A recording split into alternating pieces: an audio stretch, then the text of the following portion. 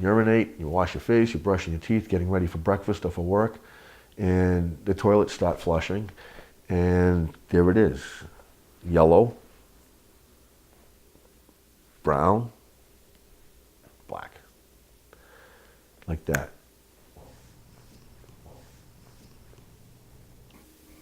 I heard immediately, as soon as I got to the compound, don't drink the water, and if you do, just be mindful of what you're drinking. And I was told that the water was horrible, and I really didn't pay it no mind until I experienced it firsthand.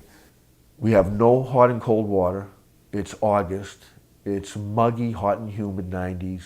I remember one time where they had to fix my water system, like the pipes to my toilet, and my sink was messed up, so they came to come do whatever they needed to do with it. He goes out there and they distribute gallons and gallons. Every inmate in that institution got a gallon or more. And when they turn my water system back on, the water shoots straight out of your out of the nozzle to the point where it can hit the ceiling. How dare you give those inmates that water? How dare you? That wasn't for them. Who was it for? Right. Sitting in a supply building in a penitentiary. If it's supplied, the supplies, don't they go to the inmates? And this particular day, the water had hit the ceiling, and I never wiped it off. I just left it there. It's water. It's on the ceiling. The next day, the very next day I woke up, that same spot where all that water was at was black. It was stone cold black. It looked like it was dripping down from the ceiling. No word of a lie. It's pretty bad conditions right now. I've been out of there 2 years. I can only imagine how much worse it's gotten. My name is Waylon X. Coleman. I'm a prisoner rights activist incarcerated at MCI Norfolk.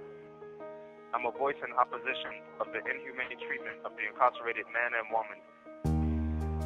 The Massachusetts Department of Corrections is a monstrosity that is designed to label, dehumanize, and warehouse men and women who are primarily from the lower class, poor, and poverty-stricken communities, while keeping society blind and ignorant of the inhumanities of incarceration. We are Deeper Than Water. We are a multi-generational, multiracial coalition of formerly and currently incarcerated people and allies. Yeah, my name's Greg Diachenko. I was at Norfolk for 29 and a half years. 17 and a half years. I was placed in solitary confinement for over 3.5 years. 5.5 years in the state system and bounced around to a few county facilities as well while I was pretrial. The past 8 years, the water has been brown, and this is what the gentlemen at MCI Norfolk are drinking. They're bathing in it and they're washing their clothes. I know what's going on in these type of facilities, detainment centers, where you're not able to get clean water. It was deplorable. Everybody had MRSA. It was insane. The state is incapable of providing adequate care for folks, and that if they can't provide that care, they need to let people go. We see you! We see you! We see you! We see you! We demand that the superintendent of the prisons provide 6 bottles of water to every prisoner at that prison. 6 bottles of water a day until the situation is rectified. For years there have been reports of brown water.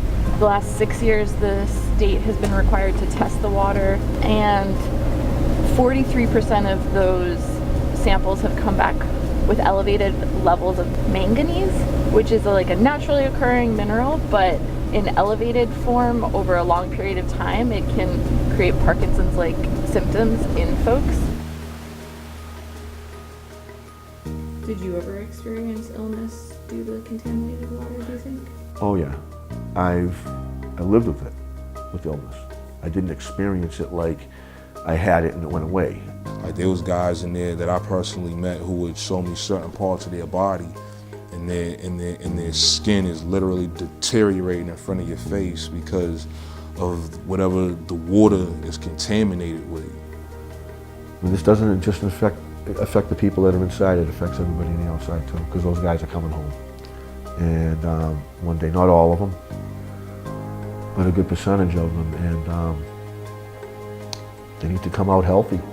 Destroy the dehumanizing label of inmate in order to restore the concept of person to the incarcerated, and to reconnect people outside of prison to those inside. In conclusion, consider this. The wall of a so-called correctional institution is not there to keep the incarcerated from getting out. It's there to keep you from looking in. Thank you for your time.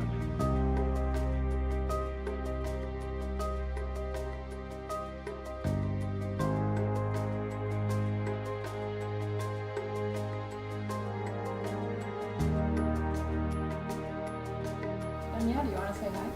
No, I was just going to say hi to all the guys at Norfolk and let them know that Deep in the Water and some other coalition groups, we're out here doing amazing work.